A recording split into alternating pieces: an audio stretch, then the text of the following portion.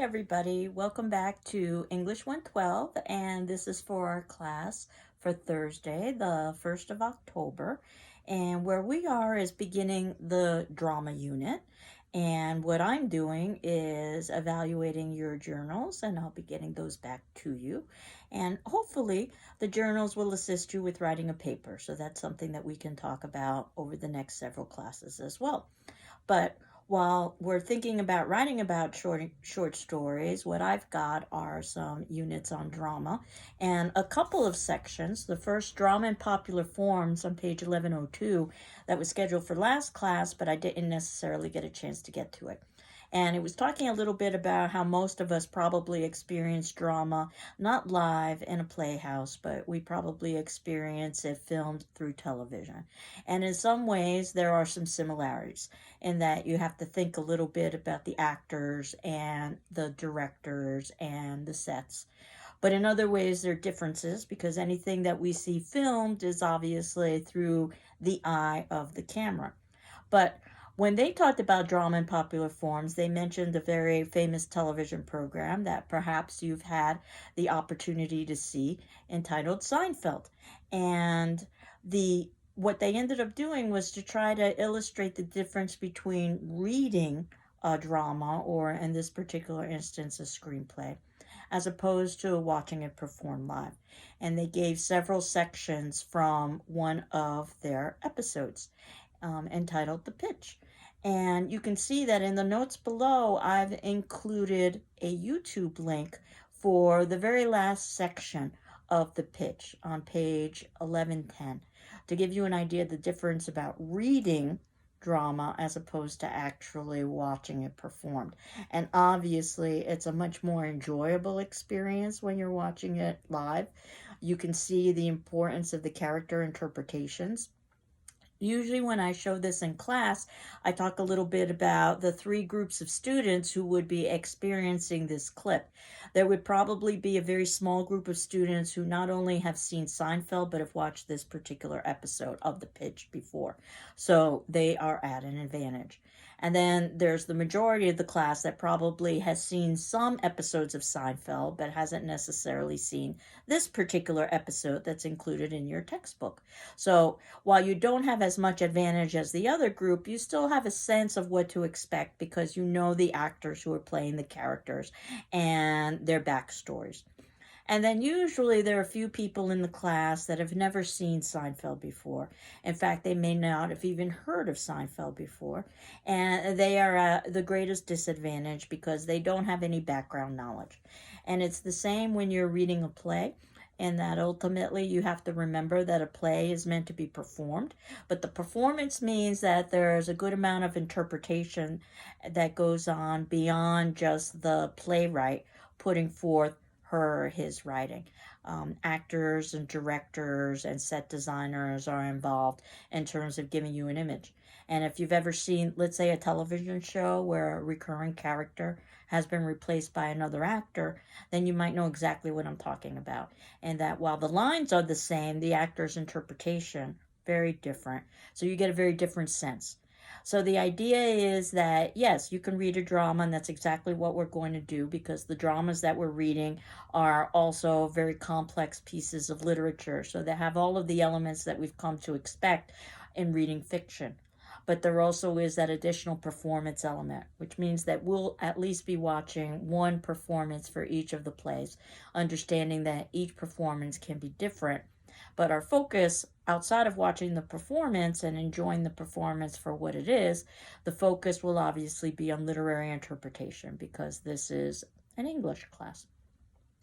And they give you some suggestions about writing about drama on page 1115, and they're very similar to the sorts of suggestions you might have seen about short story. And I just wanted to review these with you very quickly. That basically, the first question, did you enjoy the play? So in other words, there is no right or wrong answer to this. It's just trying to figure out why you enjoyed or didn't enjoy a particular play, just like you might have decided why you did or did not enjoy a particular short story. Thinking about the play's title is question 2.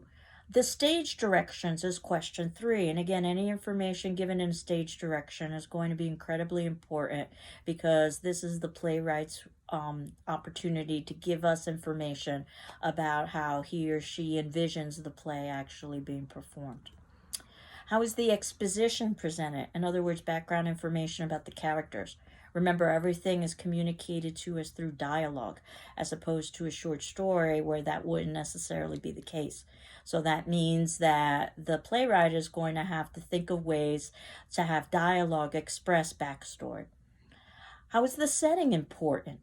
Or question 6, is foreshadowing used? Question 7, what is the major conflict? Question 8, which is a way that's a little bit different than a short story, is about subplots. Are there subplots? Almost always a drama is long enough to have subplots. And how do these subplots support the main plot? Who is the protagonist and who is the antagonist? And then even thinking about, does the play follow a kind of pyramid structure where basically you have rising action and then you've got the peak of the pyramid, which is the height of conflict, and then you've got some descent and resolution. In fact, we'll talk a little bit more about this pyramid structure when we talk about Shakespeare. Or question 11, how do we learn about the characters themselves? Question 12, what are the minor characters' purpose in the play? Question 13, do the characters all use similar kinds of language? If we have dialogue, then chances are the dialogue should be slightly different to explain or to illustrate their different background and their different likes and dislikes, their education, all of that. 14, how does your response to the characters change over time, assuming it does? 15, are there words or expressions that are repeated so they have special meaning? 16, how does the language contribute to the tone of the play? 17, are there any symbols in the play? So again, you can see that many of these questions are questions that we've already addressed with short story. 18, are there any unfamiliar theatrical conventions associated with the play? And that's something we're going to be talking about next class when we talk about our first play, Oedipus the King, a very old play, 430 BC in Greece. So obviously the conventions of a theater were very different than they would be today. And the playwright would be well aware that they had to work within the limitations of their theaters. So ultimately that's going to influence how the play was written and how we will experience the play. 19, is there a theme or themes, and is it directly stated? 20, does the play reflect the values of the society in which it is set and which it is written? And those could be the same or they could be two different things. 21, how does the play reflect or perhaps challenge your own values? 22, is there a recording available for you to watch and compare with the written version? As I indicated, I'm going to be including links for performance for each of the 3 plays we'll be reading this semester: Oedipus the King, Midsummer Night's Dream, and A Raisin in the Sun. If we were meeting in class, you would actually be watching these links. And instead, what we will do is during our set class times, I'll have those links for you to watch on your leisure, at your leisure, so that you can get a sense of what a performance would be like. 23, how would you produce the play on stage? What decisions would you make? 24, is there a particular critical approach or way of interpreting a play? 25, is there biographical information about the author that helps you understand the play? 26, is there historical information about the time period that'll help you understand the play? 27, to what extent do your own experiences and values and beliefs and assumptions inform your interpretation of the play? 28, what kinds of evidence are you using from the play? And 29, considering there are many ways that you can interpret a play, which one seems the most useful to you and why?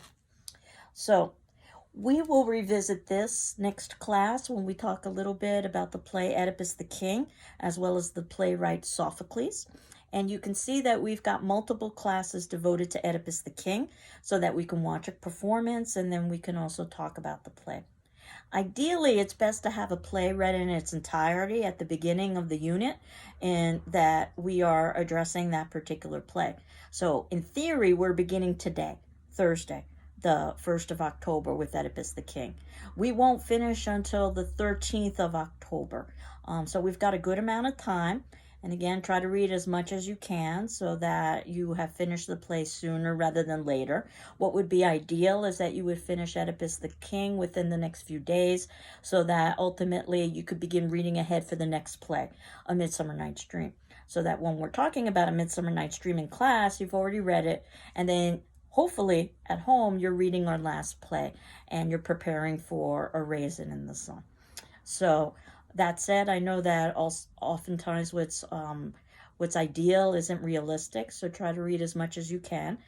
As I indicated, we've got several classes devoted to Oedipus the King, and you won't have a journal on the on the dramas themselves until we're done with all 3 dramas. So that should be helpful to you as well in terms of catching up with the reading. I wanted to transition over to writing papers. Now that you've written a journal and I'm working on getting it back to you, eventually you'll be doing some formal writing about short story. And eventually, towards the ending of the semester, you'll also do some formal writing about drama. But let's focus on short story for now because that was the unit that we've just completed. So your first paper on short story is due approximately the 20th of October. So the idea behind that is that you would select a short story and that you would choose some sort of idea that you would examine in depth over approximately 4 to 5 pages, double space 1-inch margins. But the paper can be as long or as short as you think it needs to be to give a good argument. And I put some suggested paper topics in the top of our Moodle section under the syllabus and other documents, just to give you some possible ideas of things you could pursue.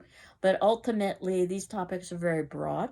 So not only do you need to identify a topic, you need to identify a thesis, your particular perspective that you are taking about a work that reasonable people could disagree about. That's what we're going to be talking about over the next several classes. And hopefully the journals, writing them and also getting them back from me will help you perhaps formulate some ideas as well. That said, you can always hand in a paper early. And as you know, if you need additional time, you can always ask for an extension. I'll be happy to grant it to you. And my suspicion is that you've already talked about paper writing in English 101. So I'm hoping that this is somewhat review. But I did include a handout in the syllabus and other documents folder about how to write a paper entitled The Critical Paper, which basically divides up the task of writing a paper into 3 segments: the planning stage, the writing stage, and the editing stage. And I can tell you that right now, most people skip the planning stage and they go straight to the writing stage. And you're doing yourself a disservice by doing that. Take some time to think. That's what I recommend you do over the next several days, is think about what could you write a paper about in relation to the short stories that we've read. I usually recommend that you choose one short story and you examine it in depth. That's not to say that you couldn't compare and contrast 2 short stories, but you want to make sure that you are doing a detailed job of it. So it might necessitate a longer paper, depending on which short stories you choose and what theme you choose. I would not analyze more than 2 short stories. You really can't do a good job of doing that with just a 4 or 5 page paper, give or take a little bit. So thinking about what story am I going to write about, which is actually today's attendance question, asking you to consider what story you think you might want to write about and why.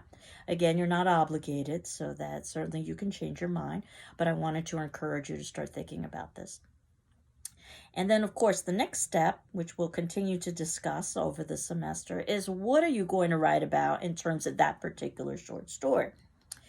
And you can think about some of the topics that I've suggested to you in the paper topics, some of the class videos and the subjects that I've discussed, some of the attendance questions and your response and your classmates' responses. And the best thing to do is to read all of your classmates' responses so that you can get a sense of what we might have talked about during a class discussion if we were meeting live. Then comes the writing piece. And the writing piece does not have to be perfect. Think of it as the drafting stage where you're beginning to organize some of your thoughts and plans into sentences and paragraphs, but it's still very rough. so that it's in the editing phase, the very last phase, where you basically fine tune the language and you polish it, rather than trying to write the perfect first sentence immediately, which oftentimes is a waste of time for most writers.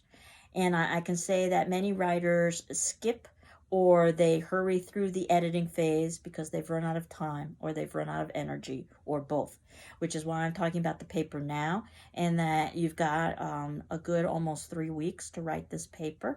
So I want you to begin considering now and to do that paper in steps and stages rather than trying to do it all the night beforehand, where you're doing yourself a disservice because you probably aren't going to be able to write your best in that kind of time limitation. And just in terms of reviewing some of the elements with writing, you've got an introductory paragraph, and that's the first paragraph that basically gives your thesis, and that's your main point. And honestly, you may not know what your thesis is until you've actually written some of the paper. So you might discover your thesis as you're writing. And it's not at all unusual for that to occur to writers. And what they end up doing is they end up putting the thesis into the opening paragraph after the fact. So you don't necessarily have to write the paper in chronological order. That said, in the opening, you also give the author and or authors, if you're writing on more than one author, and the name of the text or text that you're writing about, so that it's very clear to the reader what text you're writing about, who the author is, and what your particular thesis is. Then you've got body paragraphs. Notice that's in the plural, more than one body paragraph.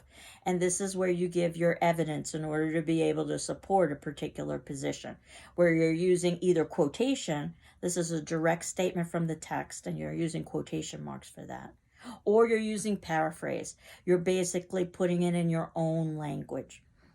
And then you finally have a concluding paragraph, and this is what gives a sense of closure to your writing. And note that a paragraph is at minimum 3 sentences, and it's probably a lot longer than that. So there are no 1 or 2 sentence paragraphs in academic writing, though you might see 1 or 2 sentence paragraphs in journalistic writings. So basically, each paragraph is supposed to address a particular idea, and that's usually determined through the first sentence, which is known as the topic sentence, which, if well written, it usually summarizes what the main point of that particular paragraph happens to be. So if you've got a well-written paper, you should be able to read the first sentences of all of your paragraphs and have a kind of skeletal outline.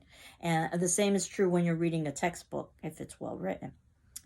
And when we talk about sentences, the sentence basically expresses a complete thought, a complete idea. Technically, a sentence is a group of words that contains a verb, an action, a subject, who or what is performing that action, and then finally it expresses a complete thought. So it shouldn't be dependent on any of the previous or following sentences in order for it to make sense. It should make sense on its own. And then we oftentimes talk about things like punctuation, the marks that we use to help clarify meaning in writing. Because oftentimes when we speak, we change our voice in ways that make meaning more apparent than would be evidenced if we were just reading something in text. Take simple pieces of ending punctuation, for instance, the difference between the period and the exclamation mark and the question mark. So when I say sit down, you can hear in my voice that that's a question.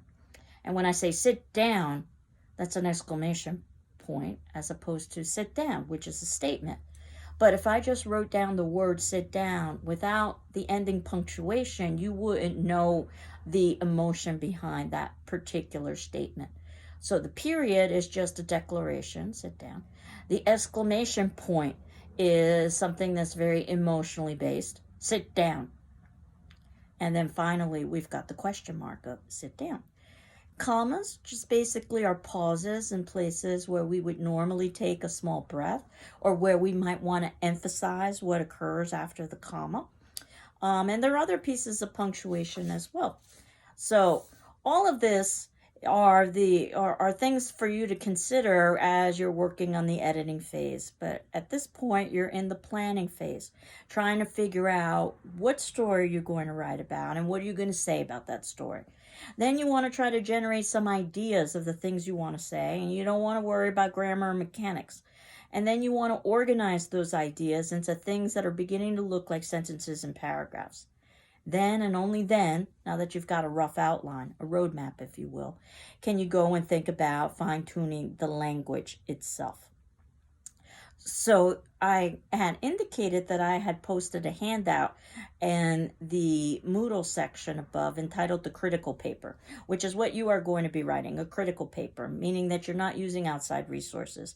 You're relying on your own interpretive abilities based on your reading, based on our class discussions and so forth. So that said, I'm not necessarily averse to you writing a research paper. If you wanted to, you could certainly talk to me about it. But it is a harder exercise because not only are you summarizing what other people have indicated about a particular text, but you are also required to add your own thoughts and your own commentary. So this handout that you can access at the top of Moodle was actually a handout that was distributed to me when I was an undergraduate student. So I still think very highly of it, so I included it. And I'll just grab the handout here so that I can read a few of the pieces of it, though you can read it at your leisure. That the first section, as I had indicated, was about planning, that your job is to analyze, not to summarize. So assume the reader is already familiar with the text. You don't have to retell the story in its entirety. You're not writing a book report, or what I oftentimes call the junior high school book report. You basically are interpreting, and you're merely retelling those pieces of the story that are necessary for your interpretation. Begin with a strong and specific thesis, something that reasonable people could disagree about. And the handout gives you some examples of a thesis that is not specific. For instance, in Hamlet, Shakespeare explores the complexities of experience. In Hamlet, Shakespeare explores the complexities of experience. This thesis is so broad that it's applicable to every author and every text probably ever written. So this would not be a specific thesis. Or another example is Shakespeare employs much imagery in Hamlet. Shakespeare employs much imagery in Hamlet. Again, the question is, what imagery is employed and how and why is it important to us understanding the text, not the fact that it just exists, because most texts have imagery within them. And again, if you're reading along with that critical paper handout, you can see that it talks about the opening sentences of paragraphs, the topic sentences that are founded hopefully mostly upon ideas rather than events, so that you're not necessarily just giving a book report, and that you can read those opening sentences and hopefully get a sense of the outline. That you have to support your argument with analysis, reference to the text, and some direct quotation where appropriate, but don't let quotation take control of your paper. It is, by definition, supporting material. So I've seen the two extremes that you want to avoid. The first, that there is no quotation whatsoever, and the second, that there is a lot of quotation, mostly so that individuals can derive length for a paper. So it's not that they have much in the way to say, but they fill it with a lot of quotation, which is why I'm always hesitant to give a page limit or a page minimum, and that ultimately your paper should be as long as it needs to be. That said, I understand why students ask about the length of a paper, because that gives you a sense of how much time and effort to put into the writing. So it should be 4 to 5 pages of ideas, not necessarily language. And in fact, what you'll see is that oftentimes I will go through a paper, which I will evaluate for not only content, but grammar and mechanics, and put a letter grade on it. And a lot of times I will basically cross out or delete words and phrases, things that are repetitious or wordy that just aren't necessary in order to forward your idea. So it's better to write less and be more concise than to write more and have unnecessary language there. That said, it's something that requires some thought and effort, and usually is something that you work with in the writing section, where you can go through your sentences literally and ask yourself, is there a way I can rephrase this sentence in fewer words? And if so, without sacrificing meaning. And if so, you probably should, so that you've got a tighter paper in that respect. The last section, or the last paragraph, I should say, in the planning section is to find an interesting way to conclude. Remember, you need to have a well-developed paragraph, which is 3 or more sentences, and perhaps you can relate perhaps you can relate your work to another work or to contemporary times. Um, the idea is that you save a little bit of time and energy so that you don't run out of steam, which oftentimes happens with the conclusion. So people don't really write developed conclusions because of that. Then the second section finally talks about the writing piece, where you're looking at your sentences and you're trying to improve them. That the first principle of good writing is economy, and the second is simplicity. Say as much as possible in as few words as possible, generally speaking. So certainly there isn't anything wrong with using descriptors, but you don't want to just add in descriptors like adjectives and adverbs to increase length, just like you don't want to add quotation purely to increase length. You do want to vary your sentences so that you've got some short ones and some long ones. You don't want to have a whole bunch of long sentences. Your paper would be very dense then. You don't want to have a bunch of short sentences because then your paper would sound very choppy. And you definitely want to vary your sentence openings so that sentences that appear near one another, certainly next to one another, are not all beginning in the same way. And then some random thoughts about avoiding cliches and trite expressions, overused expressions that that don't contribute anything original to the writing. And we oftentimes use cliches and trite expressions in our own language, but not necessarily in our writing if we're doing formal writing. So something like it's raining cats and dogs, or dead as a doornail, or any of those expressions. You can find a more interesting and unique way to state those in your writing. And the reason why we want to avoid this, cliches and trite expressions and slang, informal language that's basically made for one group to understand that other groups wouldn't understand. And that said, sometimes slang goes mainstream, so then everybody understands it. So you take a word like cool, and if I say somebody's a cool person, I suspect most, if not all of you, would understand that I'm not talking about somebody's temperature. I'm talking about their personality, and that this is a positive thing to say.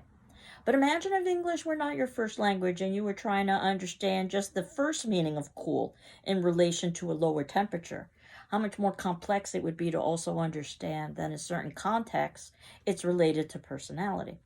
And I always tell a story that you may have read about, and it happened a good 20, 25 years ago, about how actually a misunderstanding in language resulted in death. And it was a second language student who was basically told to freeze. And freeze is a slang term for stop, and the student, for whatever reason, didn't understand and continued moving, and the response was the person who yelled out freeze pulled out his gun and killed that person, the student, thinking that the student was deliberately disobeying his orders. All because of a misunderstanding in language. And it's one of the reasons why we talk about how it's important to have some sort of a universal standard in the language of business and the language of education. And both of them are basically the same. So what you do in school is what you would do at work. What you do at work is what you do in school, the formal academic writing. So these are the things that you want to avoid. And in terms of contractions, where you take two words and you contract them into one word. So in other words, you take a word like do and you take another word like not, and then you contract them or put them together so that you have the word don't. Again, something that's very common in our language. But formal academic writing, best to avoid and to say do not rather than don't, to avoid contractions. Not that it would ever impact your grade. I know there's some dispute about this. But I was taught in a very formal academic manner, so whenever I see a contraction, I will note it, even though it won't necessarily impact your grade. And talking about grades, after all of you hand in your first paper and I review it and put a letter grade on it, I'll return it. And you all have the option of rewriting it for a higher grade, and the first grade disappears. So I see this first paper as a kind of learning exercise. Not that you have to rewrite that first paper, but I understand that you may not have had a whole lot of experience writing a critical paper about literature.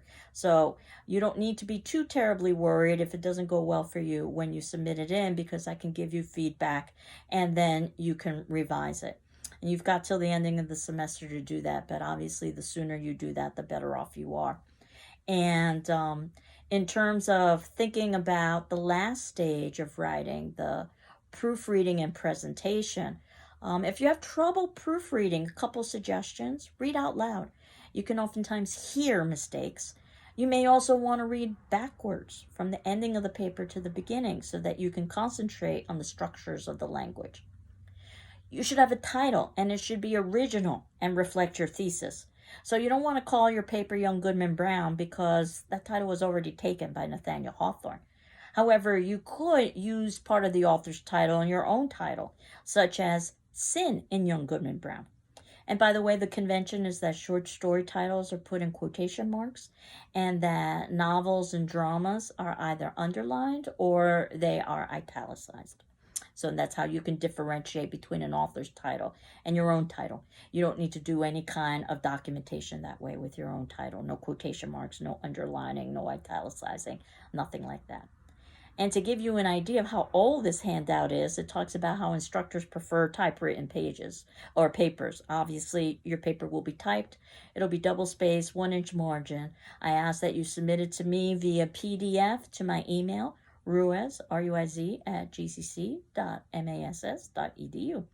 And I'm certainly happy to look at drafts in progress if you wanted to send that to me.